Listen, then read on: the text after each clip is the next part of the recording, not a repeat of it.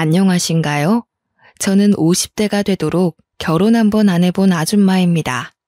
제가 평생 컴퓨터 켜서 이런저런 사연을 써볼 수 있다는 것도 모르고 산 사람인데 우연히 아는 분을 통해 라디오 한번 내보라는 말을 듣고 배워왔습니다. 제가 결혼을 안 해봤다고 인사를 드렸잖아요. 사실은 정확히 말하자면 결혼식을 꾸리고 웨딩드레스까지만 입었다고 말씀드리고 싶네요. 제가 바보같이 사기 결혼을 당했거든요. 그때 한참 속상했습니다. 그 기가 막힌 사연은 어디 내놓기 부끄러울 정도로 제가 참 바보 같았는데요. 속에만 담아두면 더 깊이 골마서 생생하게 기억된다며 어디 털어놓으라는 지인 말에 결심했습니다. 고민 많이 하다가 한번 써보게 되었네요. 글을 써가는 내내 서툴고 말씨 하나하나가 투박할 테지만 넓은 아량으로 들어주셨으면 합니다. 저는 30대 때 부모님을 두 분 다 여의었고 하나 있는 친언니와 단둘이 집을 구해서 살았어요. 그전에는 각자 독립하며 지냈는데 친언니가 사고로 형부를 일찍 잃어서 사별을 했거든요. 친언니 혼자서는 도무지 그 슬픔을 극복하지 못하길래 제가 같이 살자고 제안한 거였어요. 그 당시 저는 미혼이었습니다. 친언니랑 저는 2살 정도 차이가 났습니다. 언니랑 단란하게 살아온 지가 근 5년이 지났을 때, 그러니까 저와 언니가 둘 다 40대가 되었을 때 언니가 잔소리처럼 하는 말이 있었는데요. 너도 이제 결혼 생각해야지. 언제까지 내 뒷바라지 해주면서 살래? 나 이제 괜찮으니까 너도 네 인생 살아봐야 하잖아. 연애도 하고 결혼도 하고.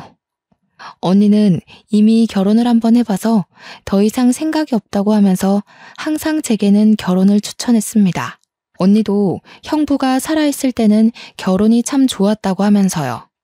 그냥 식구가 주는 안정감과는 다르다면서 제게도 배우자가 있을 때의 행복을 알게 해주고 싶다고 하네요. 그런 달콤한 말에도 저는 딱히 관심이 안 가더라고요. 결혼에 대한 선망이 전혀 없었습니다. 언니는 제가 자기 때문에 인생을 허비하고 있다고 생각했는데 저는 전혀 그렇게 생각하지 않았거든요. 언니랑 지내면서 제 나름 삶이 즐거웠고 또 가족과 함께 지내니까 옛날 생각나서 좋았단 말이죠. 언니한테 그렇게까지 말해봤는데도 언니는 제가 50 되기 전에는 꼭 남자를 붙여줄 거라고 신신당부를 하지 뭡니까? 저는 그런 언니를 더 말릴 생각은 없었어요. 사실 그냥 하는 말인 줄 알았거든요. 그런데 역시 말렸어야 했나 봅니다. 제 기준에 언니가 그렇게까지 하면서 제게 남자를 찾아주려고 한 줄은 상상도 못했어요. 당시 제가 40 중반 정도였는데 나이가 제 나이 정도면 매칭 아니고서야 남자를 만나기 힘들다는 겁니다. 자연스럽게 만나려면 이상한 동호회를 가입해야 하는데 거기는 너무 위험해질 수 있으니 너무 위험 요소가 많으니 차라리 돈 주고 믿을 만한 결혼정보 회사에 등록하는 게 좋다고 하대요. 이때 설마 싶었습니다. 무슨 돈까지 들이면서 남자를 만나냐고 됐다고 손사래를 쳤는데도 언니는 꼭 죽기 전에 해봐야 하는 게 결혼이라면서 저를 업체에다 등록해버렸지 뭐예요. 저는 생전 그런 것에는 발 담글 생각이 없었던 사람입니다. 그렇게까지 남자를 만나고 싶지도 않았고요. 언니가 이미 등록하고 와서 저한테 사실을 말해줬는데 괜히 남사스럽더라고요. 다 늙은 나이에 결혼정보회사라니. 당시에는 창피해서 얼굴이 다 빨개졌습니다. 그런 데는 돈 많은 사람이나 조건 좋은 사람들 있는 곳 아니야? 아니면 젊은 사람들이나 희망이 있지. 나는 직장도 변변찮고 나이도 많잖아. 괜히 돈 버리는 짓 했네. 지금이라도 물을 수 없어? 거기는 웃긴다. 당사자도 아닌데 왜 확인 연락이 없대? 식구라서 민증이랑 가족관계 증명서 가져가면 등록해주더라. 그리고 이 좋은 걸 왜 몰라? 우리 또래도 생각보다 많아. 오히려 우리 또래가 더 많을 수도 있지? 젊은 사람들은 알아서 기회가 찾아오는데 우리같이 나이 있는 사람은 기회가 적으니까. 내가 정말 좋은 남자 해달라고 했으니까 기다리고 있어봐. 언니가 너무 서두르는 느낌이 없지 않아 있었지만 이때만 해도 언니의 생각보다는 언니가 마음대로 그런 큰 돈을 들여 일을 벌인 것에만 신경이 가 있었어요. 그렇다고 다툰 건 아니에요. 언니가 제 걱정을 많이 생각해서 그랬단 걸 아니깐요. 저는 언니와 함께 개인 애견 카페를 차려 운영 중인데요. 그 사망보험금으로 차린 카페예요. 그래서 부모님이 주신 선물이라 생각하고 정말 열심히 공부해서 운영해 나갔죠. 평소 강아지를 좋아하는 언니와 제 마음이 맞아서 시작한 사업이었고 아파트 단지 주위에 있어서 가족 단위 손님들이 제법 많이 와요. 그래서 먹고 살 만큼은 벌고 있었습니다. 그러나 그게 어디 대놓고 자랑할 만한 재산은 아니었어요. 결혼업체에 등록하려면 내부 사정을 하나하나 밝혀야 했을 텐데 제 형편없는 조건으로도 되는 게 있었나 보더라고요. 그게 민망해서 언니한테 슬쩍 물어봤는데 언니는 그것도 업체마다 커트라인 조건이 다르다고 자기가 알아본 업체는 신생업체였는데 그래서 커트라인이 다소 낮게 잡혀 있었다네요. 언니도 자세히는 모르지만 어떤 손님들 하는 얘기를 엿듣고서 그곳을 찾아가 봤다고 합니다. 이미 엎질러진 물이고 환불도 안 된다고 하니까 저도 그만 될 대로 되라 식으로 마음을 놓아버렸어요. 그렇게 한 4개월이 흘렀을까요? 언니가 예전 엄마와 같은 병으로 몸져 눕게 된 거예요. 이미 완치 시기를 놓친 유방암이라고 했습니다. 언니가 스스로 입원을 한 뒤에 저한테 연락이 왔었는데요. 저는 그 전화 한 통을 받고 나서야 처음으로 언니의 지병을 알게 되었습니다. 너무 놀라서 장사를 접으면서까지 언니 간병에 올인을 했는데 알고 보니까 언니는 이미 자기의 병세를 알고 있었던 겁니다. 내가 사망보험금 들어놨거든. 우리 동생 혼자 두고 가는 게 미안해서 언니로서 주는 용돈이야. 누구 주지도 말고 너 혼자 다 써야 돼. 남은 생 실컷 누리다가 나중에 우리 식구 다 같이 만나자. 먼저 가서 기다리고 있을게. 무슨 소리 하는 거야? 왜 그런 마음 약한 소리를 해? 진짜 나를 걱정하고 미안했으면 힘내서 살 생각을 해야지. 어차피 완치도 안 될 텐데 돈 들여서 뭐해. 힘든 상태로 연명만 하는 셈일 건데. 혹시 결혼업체에서 연락 안 왔어? 그거 연락 오면 꼭 받아야 돼? 지금 이 와중에 그게 문제야?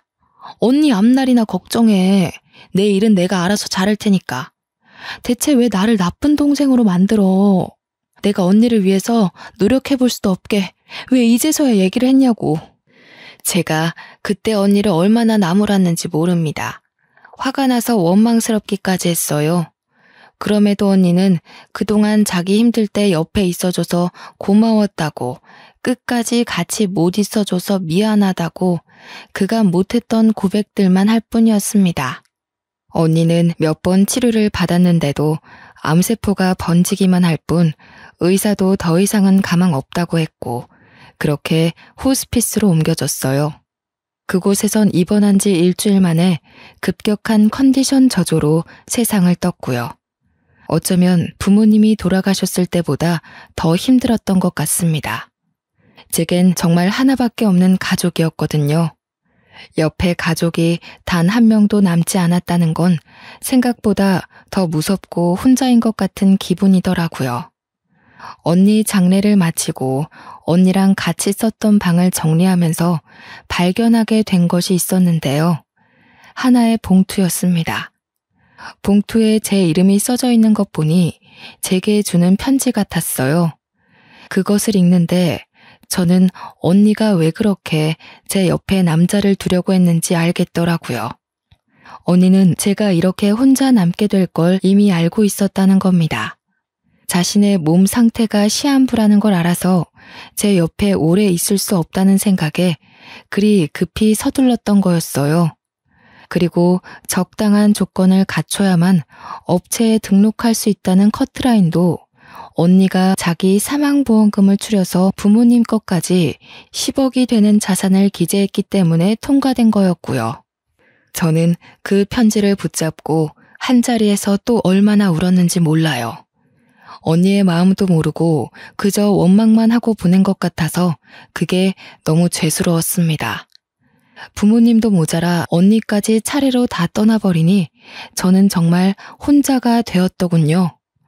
언니 말대로 옆에 배우자라도 있었다면 이 시간을 좀 더 수월하게 극복할 수 있었을까요?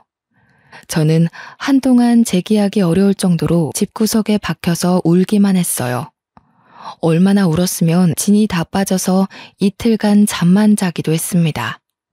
그렇게 삶에 대한 의지를 놓아가던 어느 날 그간 한 번도 반응 없던 전화가 울렸는데요. 모르는 번호였습니다. 처음엔 안 받았어요. 그런데 연이어서 다시 울리더니 끊어지고 또 울리기를 3번이나 해서 받아보았습니다. 알고 보니 언니가 등록해놨던 결혼정보회사 연락의 연락이었어요. 죄송합니다. 제가 지금 사정이 안 돼서. 혹시 거기 들어간 돈 뺄 수 있나요? 100% 환불은 바라지도 않아요.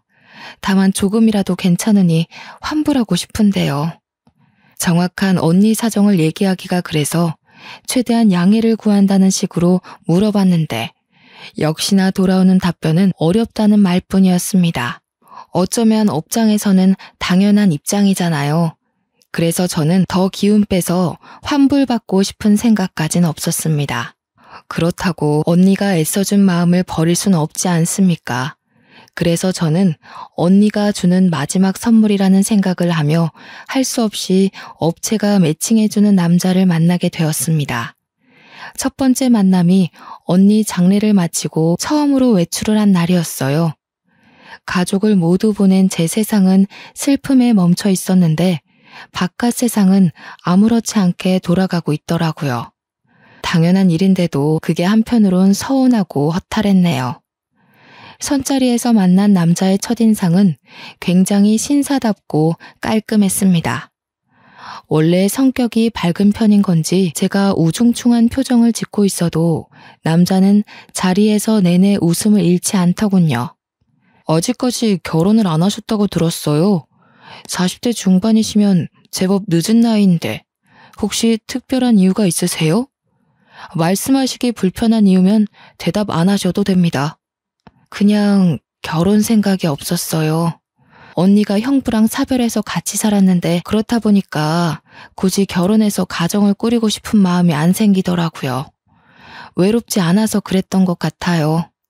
아이고, 그렇구나. 그렇긴 하죠. 가족이 옆자리를 메워주니까 굳이 생사람 만나서 새 가정을 꾸릴 필요는 못 느꼈을 수도 있죠. 그럼 지금도 언니랑 같이 살고 계세요? 아니요. 언니는 지난주에 좋은 곳으로 갔어요. 그래서 제가 지금 누구를 만나고 싶은 마음의 여유가 없어요. 제 태도 때문에 혹시 기분 나쁘셨다면 사과드릴게요. 저도 참 청승 맞았네요. 굳이 언니 사정까지는 얘기할 필요는 없었는데 저의 골마있던 속이 자꾸 입 밖으로 튀어나와 버리더군요. 남자는 무슨 죄겠어요. 그저 좋은 인연 만나고자 나왔을 텐데 저와 매칭이 되는 바람에 시간 낭비, 돈 낭비하게 된 셈이 아닙니까? 저는 눈물이 그렁그렁 맺히는 걸 얼른 티슈로 닦으려고 찾는데 남자가 먼저 제게 건네주었습니다. 그런데 문제는 그 손길이 너무 따스해서 위로받는 느낌이 들어 저도 모르게 눈물을 쏟은 거예요. 저는 남자분에게 고맙다고 고개를 숙인 채 좀 심하게 울었습니다. 상대방 입장에서 짜증내며 자리를 박차고 나갈 수 있다고 생각해요. 그래서 남자분이 어떤 질타를 던져도 감안하고 남자가 먼저 나가면 저도 이 자리를 뜰 예정이었거든요. 그런데 남자는 끝까지 제 곁을 지키며 티슈까지 더 챙겨와 주는 거 있죠. 초면이라지만 솔직히 고마운 마음밖에 없었습니다. 혼자라고 생각했는데 누군가 곁에서 손을 내밀어 주니 그 순간 짧게나마 숨통이 트이는 것 같았어요. 저는 생각 외로 후회했던 것만큼 좋은 시간이었지만 남자는 아니었을 거라 생각했습니다. 당연히 다음 기약은 기대도 안 하고 있었어요. 그냥 하루 위안받고 온 날이라고만 여겼죠.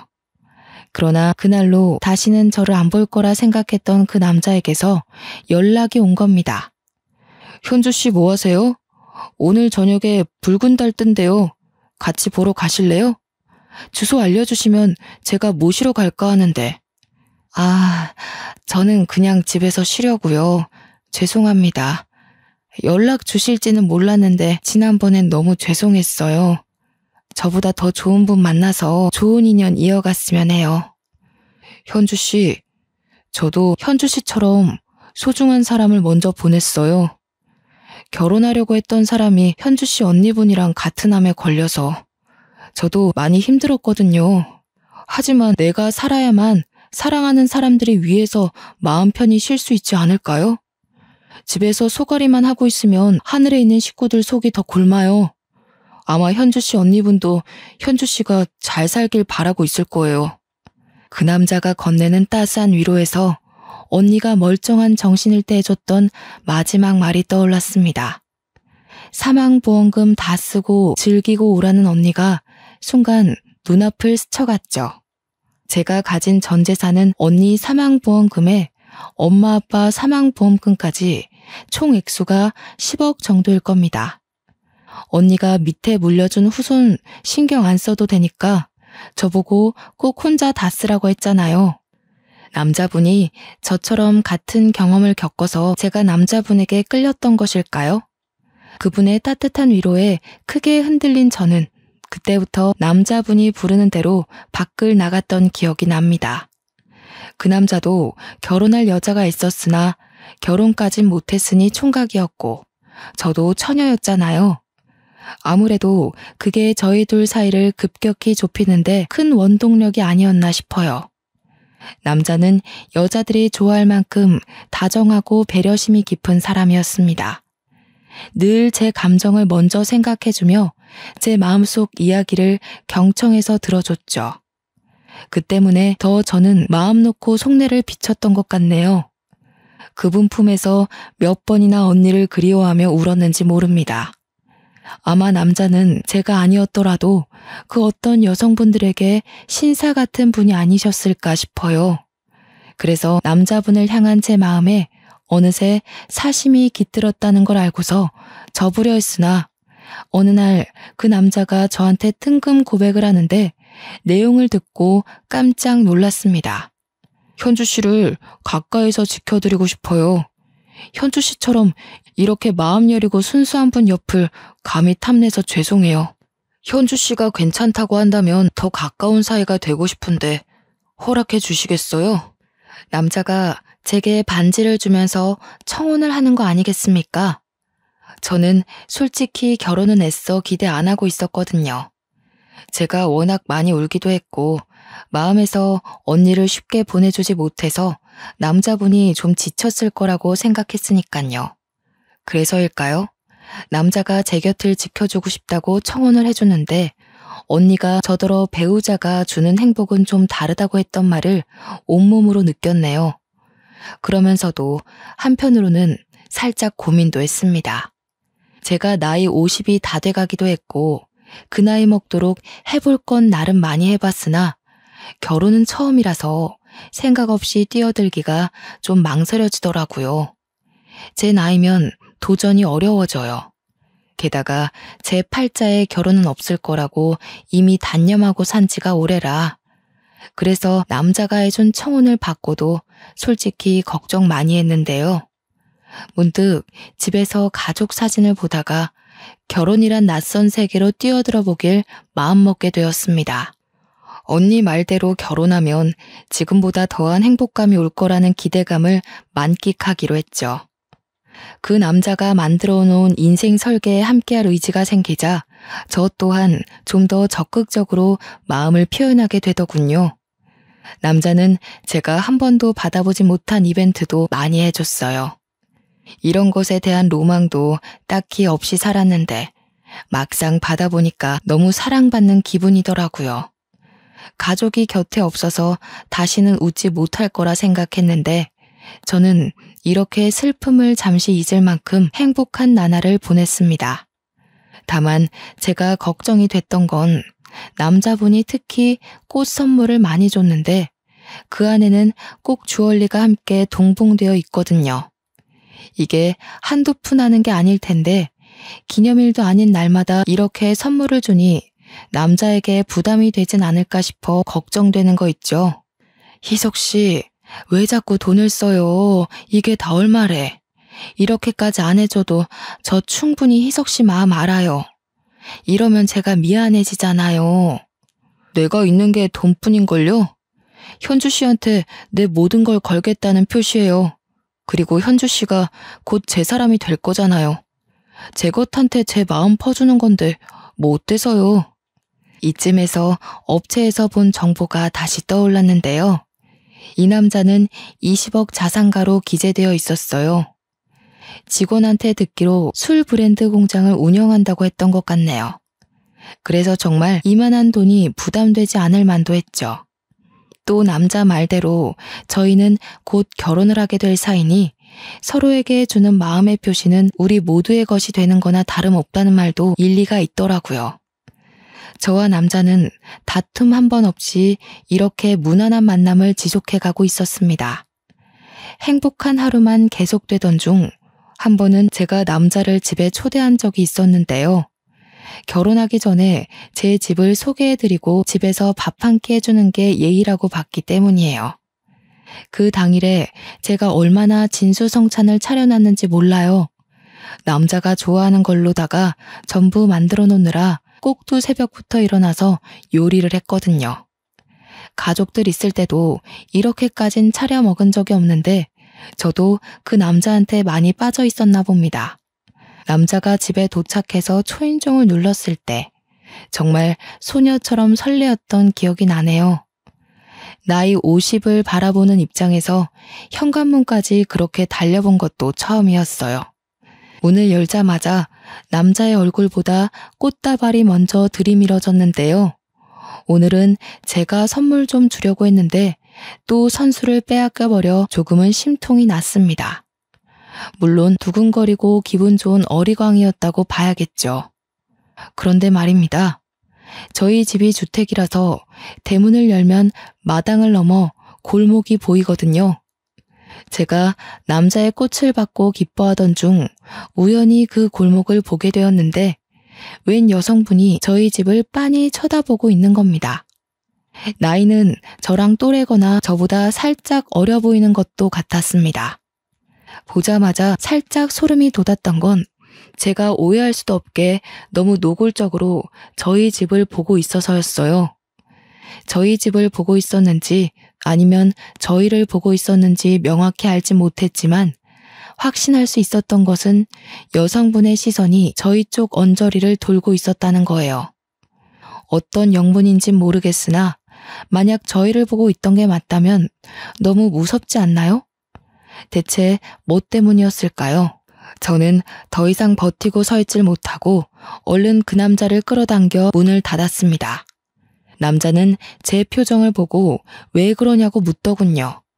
아니, 웬 여성분이 저희를 쳐다보는 것 같아서요. 동네 주민 얼굴은 제가 다 알거든요. 그런데 처음 보는 사람이었어요.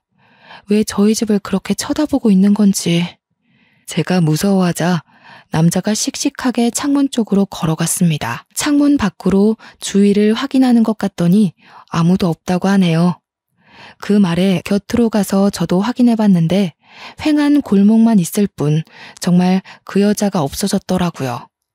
하지만 착각했다고 생각하기엔 그 여자의 시선이 너무 저와 남자를 향해 있었기에 도무지 잊기가 어려웠는데요. 남자는 저를 심각하게 걱정해주며 같이 마음 써주는 덕에 그냥 그러려니 하고 넘겨버렸습니다. 좋은 날인데 괜히 저 때문에 분위기 망쳐지는 건 원치 않았거든요. 그렇게 근 10개월이 지난 후 저는 그 남자와 결혼식을 올렸습니다. 당시 저는 결혼식 전날 밤부터 설레서 잠을 청하는 게 어려웠어요. 결혼식 전날 밤이라 그런지 마음이 많이 싱숭생숭하더라고요. 언니에게 이러한 인연을 만들어준 것에 감사를 전하며 다음 해부터 시작될 50대부터의 삶을 행복하게 보내겠다고 마음속으로 인사를 하면서 잠이 들었네요. 결혼식 당일은 아침부터 기대가 가득했던 오전이었는데요. 결혼식에선 오랜만에 보는 친구들을 대거 만났던지라 하루 종일 뜬구름 같은 마음으로 들떠 있었습니다. 그런데요, 사람들 발길이 뚝 끊긴 시점에서 지인이 아닌 모르는 여자가 신부 대기실로 들어오는 겁니다. 다들 당황했던 건 신부와의 만남 시간이 한참 끝난 후였기 때문이죠. 직원분들이 나서서 들어오면 안 된다고 말렸지만 제가 괜찮다고 해서 마주하게 되었는데요. 못 보던 분인 것 같은데 혹시 신랑 쪽 하객이세요? 제 신랑은 아마 지금 입장 준비하느라 바쁠 거예요. 식장 입구에 한번 가보시겠어요? 네, 신랑분 보러 왔습니다.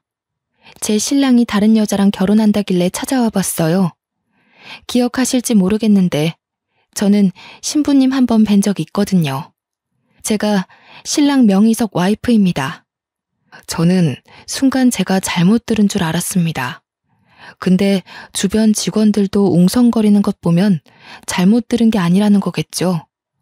여성분은 곧바로 울먹이기 시작하더니 다짜고짜 제 앞에 무릎을 꿇더라고요. 그러면서 그 여자가 하는 말에 저는 이 결혼을 할 수 없다는 걸 눈치채고 말았네요. 제발 결혼하지 말아주세요. 뱃속에 아이가 있어요. 희석 오빠 아이예요. 원하신다면 아이 태어나고 친자 확인서도 드릴게요. 여자가 대놓고 저더러 결혼하지 말아달라 사정하면서 자신의 신세를 얘기했는데요. 그 순간 머리를 한 대 맞은 느낌이라서 머릿속이 하얀 도화지가 되더군요.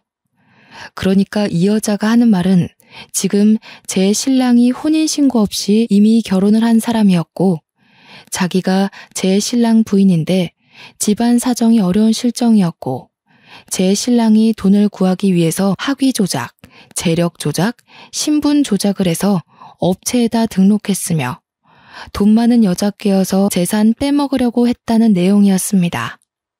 정신없는 와중에 대충이나마 들었던 사실이 이랬다는 거니까 더 세세한 내용은 얼마나 기가 막히겠어요. 제가 그쪽 말을 어떻게 믿죠? 다짜고짜 찾아와서 그런 말을 하면 제가 바로 믿어야 하나요? 저는 제 신랑 말을 먼저 들어야겠어요. 그만 나가주세요. 신랑 쪽에선 분명 아니라고 하겠죠. 하지만 사실이에요. 당신이랑 연애하면서도 남편은 내내 저랑 같은 지붕 아래 살고 있었다고요. 저희 집에 남편 옷이랑 물건 다 있거든요. 원하시면 보여드릴게요. 그러니까 제발 이 결혼하지 말아주세요.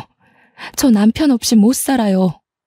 여자가 덧붙이는 말을 들어보니 제 신랑이 원래 제 돈만 빼먹고 저를 버리려고 했기 때문에 저와의 결혼 얘기는 당연히 없었대요. 그러던 어느 날 갑자기 제 신랑이 본처에게 청첩장 내밀었고 새로 결혼하고 싶은 여자가 생겼으니 그만 사이를 정리하자고 했다네요. 뱃속에 아이까지 생긴 여성분 입장에선 이혼을 받아들일 수 없어서 제 결혼식장까지 찾아온 거라고 울부짖었습니다. 이렇게 얘기를 듣던 중 저는 순간적으로 딱 떠오르는 잔상이 있었는데요. 이 여성분이 저를 본 적 있다길래 그게 무슨 말인가 내내 머릿속에 남아 있었거든요. 그런데 바로 그때 그 여자가 아니겠습니까? 신랑을 집에 처음 초대했던 날 섬뜩하게 저희 집을 빤히 쳐다보고 있던 여자 있잖아요. 바로 그 여자였다니까요. 그걸 알고부터 제 상태는 더더욱 붕괴되어 버렸습니다. 여성분은 계속해서 제 앞에서 오열을 하고 있고 저는 입장 10분을 앞두고 멍 때리기만 했고 직원들은 상황이 상황인지라 차마 입장해야 된다고 재촉하지 못했죠. 그때 참 타이밍 나쁘게도 제 신랑이 신부 대기실을 방문했는데요. 입장하기 전이라 무척 떨리는지 제 얼굴을 보러 잠깐 들렸더라고요. 환하게 웃고 있던 신랑 얼굴이 저와 여자를 번갈아 보는 순간 확 굳어버리는데 저는 신랑의 그 얼굴 하나만으로 이 여성분이 했던 말이 전부 진실이라는 걸 알아버렸습니다. 신랑 표정이 알아서 말해주는데 그걸 눈치채고 알아보는 것조차도 제겐 괴로운 일이더군요. 당신이 여긴 어떻게? 이 여자가 진짜? 여기가 어디라고 쫓아와? 내가 허튼 짓 하면 가만 안 둔다고 했지. 할 말 있으면 나를 찾아오라고 했잖아. 심지어 제 신랑은 여태 제가 보지 못했던 험악한 모습으로 여자를 질질 잡아 끌기 시작했는데요. 다정했던 신랑의 모습이 모두 거짓이었다는 것도 여기서 밝혀진 셈이었죠. 여성분은 자기 신랑한테 우악스럽게 끌려가면서도 신랑한테 계속 매달리며 사정을 했습니다. 어떻게 당신 애를 보고도 이럴 수가 있어? 어떻게 나한테 이래? 돈만 구해온다고 했잖아. 나랑 우리 아이 행복하게 해준다고 했잖아. 닥쳐. 현주 씨 미안해. 내가 얼른 쫓아내고 올게. 이 여자가 뭐라고 했든 믿지 마. 내가 다 설명할 테니까 잠시만 기다려. 예비 신랑과 여성분이 그대로 대기실을 나갔고 저는 턱 막혀있던 숨을 토해내면서 동시에 눈물까지 터져 나왔습니다. 직원들이 휴지를 가져와 제 눈물을 닦아주었어요. 거기다 대고 저는 흐느끼며 부탁을 했죠. 경찰 좀 불러주세요. 선생님들, 저 사람들 좀 잡아가달라고 해주세요. 죄송합니다. 저 때문에 헛고생하셔서 죄송해요. 직원들은 저를 달래주면서 위로의 말도 같이 전했어요. 그리고 경찰 부르는 걸 잠깐 망설이는 듯 했으나 곧 속속들이 움직임을 보였습니다. 이 모든 초토화가 고작 10분이란 짧은 시간에 일어났던 일들이에요. 제가 경찰을 불러달라고 애원했을 때는 이미 결혼식 입장 시간이었던 겁니다. 상황을 뒤늦게 한 사회자가 아마 결혼식을 중단했을 거예요. 하객들이 자리를 정돈하고 뜨던 와중 식장에 신랑과 신부가 아닌 경찰이 난입했었는데요. 경찰들이 밖에 있던 신랑을 찾아서 연행했다고 하더라고요. 원래는 그대로 경찰서에 끌려갈 처지였지만 신랑이 저 한번 만나게 해달라고 사정을 하는 바람에 경찰과 동행하여 신부 대기실을 찾아온 거 있죠. 다시 마주한 신랑이 옆에 경찰을 끼고서 제게 무릎을 꿇고 빌기 시작하는데 저는 그 모습을 보면서도 행복했던 10개월간의 만남이 몽땅 부서지는 느낌만 받았습니다. 미안해 현주 씨. 저 여자와의 관계를 얘기 못한 건 미안한데 내가 정말 사랑하는 건 현주 씨가 맞아. 저 여자가 뭐라고 했든 다 거짓말이야. 저 여자 나 모함하려고 찾아온 거라고. 그렇다고 하기엔 내가 들은 게 너무 많아요, 희석 씨. 내 재산이 탐나서 나한테 접근했던 거였어요? 제가 희석 씨한테 어떤 심정으로 가정사를 털어놓은 건데 어떻게 사람이 그리 간사해요? 아니야, 오해라니까. 저 여자가 그런 소리 하든 내 말을 믿어야지 왜 엉뚱한 사람 말을 믿어. 현주 씨, 그러니까 내가 다 설명하겠다고 했잖아요. 현주 씨가 경찰 부른 거죠. 내가 당신한테 10개월 동안 얼마를 쏟아부었는데 정작 내 돈 빼먹은 건 당신이잖아. 제 신랑은 자기 분을 못 참고 혼자서 욕까지 짓거렸습니다. 제 앞에 처음 드러내는 날것의 모습이었을 테죠. 그때의 신랑은 정말 제가 알던 사람과는 완전 다른 사람이었어요. 제게 화를 내면서도 미친 사람처럼 계속 저를 붙잡고 늘어졌습니다. 그 순간 신랑이 쫓아낸 줄 알았던 여자가 마찬가지로 경찰한테 연행된 채로 다시 찾아와서는 신랑 신상에 대해 모조리 고백하기 시작했는데요. 경찰 선생님, 저 사람 이런 사기 처음 아니에요. 아마 여기저기 돈 떼인 여자들 많을 거예요. 당장 제 남편 잡아가서 죗값 치르게 해주세요. 완전 드라마 같은 상황이 아닙니까? 제가 다 늦은 나이에 무슨 부귀영화를 누리겠다고 결혼을 하고자 했던 건지 순간 행복을 기대했던 제 자신이 2배로 무너지는 기분이었어요. 본처는 자기 남편이 저와 결혼해서 자기를 떠날 바엔 그냥 감옥을 보내는 게 낫다고 판단했나 봅니다. 아주 적극적으로 자기 남편의 민낯을 샅샅이 밝혀주더군요. 그 때문에 신랑은 참지 못하고 제 손을 놓고서 본처한테 뛰어갔습니다. 그 두터운 손으로 본처의 머리채를 꽉 잡는데 하마터면 닭싸움이 될 뻔했던 걸 경찰이 나서서 상황이 진정되었네요. 바깥에는 하객들 쫙 깔려 있었습니다. 저는 일부러 얼굴 비추지 않고 한참 신부 대기실에만 있었어요. 친구들이 저를 걱정해서 만나고자 했으나 당시 저는 아무도 보고 싶지 않았던 듯합니다. 한참 그곳에서 울기만 했거든요. 그리곤 정신을 차려서 신랑과 그 여자를 고소했습니다. 당연히 사람 신원을 제대로 파악하지 못한 결혼정보회사에도 손해배상을 청구했고요. 제가 웬만하면 재산을 대거 사용해 본 적은 없는데 정말 엉뚱한 곳에 아까운 돈을 써버린 셈이 되었네요. 변호사님 도움을 받아서 최대한 소송할 건 모두 했으나 차마 상간녀 소송은 못했습니다. 어찌 보면 저야말로 그 여성분에게 상간녀 아니었겠어요? 변호사님 말로는 제 신랑이 사실혼 관계였다는 걸 숨겼고 저는 그가 유부남인 걸 모르고 있는 상태였으니까 위자료 청구 소송이 들어오더라도 당연히 기각될 거라고 하더군요. 그런데도 하지 않았습니다. 그냥 긴 싸움을 하고 싶지 않았던 것 같아요. 그런 곳에 더는 기운 뺄 마음의 여유가 없었던 거죠. 그렇게 힘든 시련을 마무리 짓고 저는 식구들을 한데 모아놓은 묫자리를 찾았습니다. 언니, 내가 결국 이 모양 이 꼴이 됐어. 괜히 잘 살아보겠다고 욕심내서 그런가 봐. 그냥 우리 강아지들 데리고 평범하게 지내다가 갈게. 이런 모습으로 찾아와서 미안해. 저는 해가 저물기 전까지 묫자리 앞에 앉아 있다가 내려왔어요.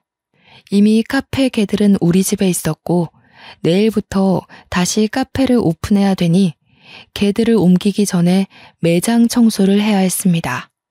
그래서 늦은 저녁쯤 카페를 찾았죠. 그런데 카페 앞에 누가 서 있더라고요. 손님이 찾아온 건가 싶어서 내일부터 정식 운영한다고 말해주기 위해 다가갔는데 그 남자 손님은 다름 아닌 얼마 전 제 결혼식을 참석했던, 그러니까 고등학교 때 사귀었던 남자친구였습니다. 나이 50에 남자친구란 말을 입에 올리는 것이 여전히 어색하네요. 안 오는 줄 알았는데 네가 이 카페 주인 맞지? 전화를 해볼까 하다가 고민하고 있었거든. 시간 되면 얘기 좀 할 수 있을까? 저와 이 친구는 고등학교 때 사귀었다가 서로 붙은 대학이 멀어 자연스레 헤어진 경우였는데요. 어쩔 수 없이 헤어진 거라 당시에는 엄청 힘들었는데 시간이 약이라 잊을 수 있었던 기억이 나요. 나 여기 아파트 살고 있거든. 지난번 지나가다가 너 우연히 보고 설마 했는데 맞구나. 조금 더 빨리 용기 낼 걸 그랬다. 친구가 저와 대화하고 싶다고 해서 저는 우선 카페 문을 따고 들어가 음료를 대접했습니다. 결혼식 때 왔다고 했는데 저는 못 봤거든요. 그렇다면 신부 대기실에 인사를 오지 않았다는 건데 왜일까요? 혼자 의문을 가지고 있던 찰나 친구가 하는 말에 모든 게 이해가 되었습니다. 결혼식일 많이 힘들었지. 내가 너를 좀 더 빨리 알아봤다면 네가 그런 고생은 안 했을 텐데. 혹시 지금은 만나는 남자 있어? 너만 괜찮으면 나 너랑 다시 시작하고 싶어. 조금 놀랐습니다. 친구가 제게 아직도 마음이 있는 줄은 몰랐거든요. 결혼식 때 제게 인사하지 않은 이유도 다 저에 대한 미련을 떨치지 못했기 때문이었던 거죠. 친구는 저를 첫사랑이었다고 칭하며 한 번도 저와 함께했던 순간처럼 설렘을 느껴본 적이 없다고 하더군요. 너무 오래된 마음이기도 했고 저를 만날 용기가 없어서 내내 마음 한켠에 두고 살다가 친구들을 통해서 제 결혼식을 알게 되었다고 해요. 결혼하는 저를 보고 그만 자기도 완전히 저를 잊으려고 했으나 제 결혼이 틀어진 걸 보고선 자기는 그걸 기회라고 봤다는 겁니다. 힘든 일 겪어온 사람 앞에서 이런 소리해서 미안해. 그런데 지금이 아니면 내가 또 나중에 후회하고 있을 것 같아서 찾아왔어. 그랬구나. 그런데 어쩌지? 난 이제 결혼할 생각이 없어. 나야말로 미안해. 나는 그냥 우리 강아지들이랑 같이 사는 게 제일 행복하다는 걸 알아서 더는 다른 것에 욕심내지 않기로 마음먹었거든. 저의 조심스러운 거절에도 친구는 괜찮다고만 했습니다. 꼭 결혼을 해야만이 서로가 함께 있을 수 있는 거 아니지 않냐고. 그냥 옆에만 있게 해달라고 하네요. 관계의 정리는 같이 지내면서 언제든 바뀔 수 있으니 억지로 관계를 정의 내리는 건 자기도 싫다고 하면서요. 그날은 제가 차마 확답은 주지 못하고 헤어졌는데요. 그 뒤로도 친구랑 같은 아파트라서 그런지 자주 보게 되었습니다.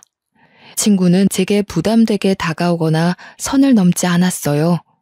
와서 손님이 많으면 카페 일을 도와주기도 했고 강아지들 관리에도 큰 보탬이 되어 주었어요.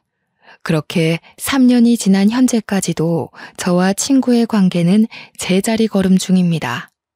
친구는 아직도 제 카페에서 개들이랑 시간을 보내고 저와 얼굴 마주하는 게 좋기만 하다고 하네요. 참, 친구도 아직 결혼을 안 했대요. 다른 여자한테 마음이 안 간다는 이유만으로 계속 결혼을 미뤄왔다고 하더라고요. 그렇다고 또 제게 결혼을 언급하는 건 아니었어요. 친구의 감정이 어떤지 제가 먼저 궁금할 정도로 친구는 자신의 마음을 묻어두기만 했죠. 남자한테 크게 당해서 결혼식까지 망쳐본 제가 바보 같게도 또 남자한테 흔들리고 있으니 얼마나 한심합니까? 감정이 앞서는 이 마음을 억누르는 것도 참 힘든 일이더군요. 그러면서도 한편으론 모른 척 제 감정이 시키는 대로 넘어가 볼까 싶기도 해요. 이 감정을 한 번 더 믿고 가봐도 되는지 지금은 그 생각으로 고민이 깊습니다. 사연을 이렇게 써내려가는 게 맞는지 기억을 떠올려보며 작성하느라 시간이 좀 오래 걸렸습니다. 남들에게 제 이야기를 전하는 게 역시 보통 일은 아닌 듯 싶네요. 하늘에서 허락해주는 제 세월이 어디까지인지 모르겠으나 제가 조금은 두려움을 걷어낼 필요가 있는 걸까요? 다른 사람들은 저 같은 상황을 직면했을 때 보통 어떤 결정을 내리는지 궁금합니다. 누구는 원래 사람한테 대이기도 하면서 사람한테 치유받고 그러는 거라고. 삶이 본래 그렇게 살 수밖에 없도록 만들어졌다고 하는데 그 말이 맞는 걸까요? 그만 마음을 내려놓아야지. 그때 크게 당한 사건을 그만 잊어야지. 하는데도 이 두려움을 완전 모른 채 하는 게 참 어려운 일인 것 같습니다. 그래도 그 친구한테 참 고마운 것이 있어요. 매일 곁에서 같이 있어주는 친구의 노력 덕분에 제가 혼자라는 생각에서는 벗어났다는 겁니다. 저는 세상에 혼자 남겨진 것 같다는 생각 때문에 외롭거나 무섭지는 않아요. 아마 저는 이렇게 저만의 속도대로 마음을 추스르다가 친구에게 서툰 감정을 고백할지도 모르겠네요. 젊을 때는 혼자 있는 삶이 마냥 자유롭고 혜택이라고 생각했었는데요. 소속감이란 게 사람 감정에 참 큰 기여를 하더라고요. 젊을 때는 가족이 있었잖아요. 어디서 뭘 하든 혼자 하더라도 제 뒤편에는 늘 가족이란 울타리가 있었잖아요.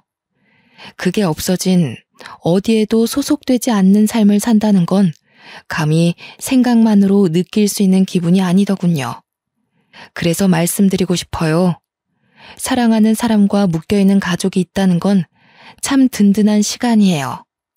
너무 익숙해서 우리가 못 느끼는 것뿐이지 우리는 늘 가족한테서 조건 없는 지지를 받으며 살아가고 있다는 걸 꼭 기억하고 가족에게 사랑의 표현을 많이 해주시면 좋겠습니다. 먼저 겪은 입장에서 알려드리는 건데 이미 그런 가족을 잃고 나서 깨달음을 얻는다는 건 생각보다 많이 힘들어요. 그러니 꼭 있을 때 잘합시다. 끝마무리 인사를 어떻게 해야 할지 모르겠네요. 그저 모든 분들이 아픔을 덜 느끼는 방향으로 지혜롭게 살아가셨으면 합니다. 여태까지 경청해 주시고 관심 가져주셔서 고맙단 말씀 드리고 싶어요. 그럼 이만 글을 마치도록 하겠습니다.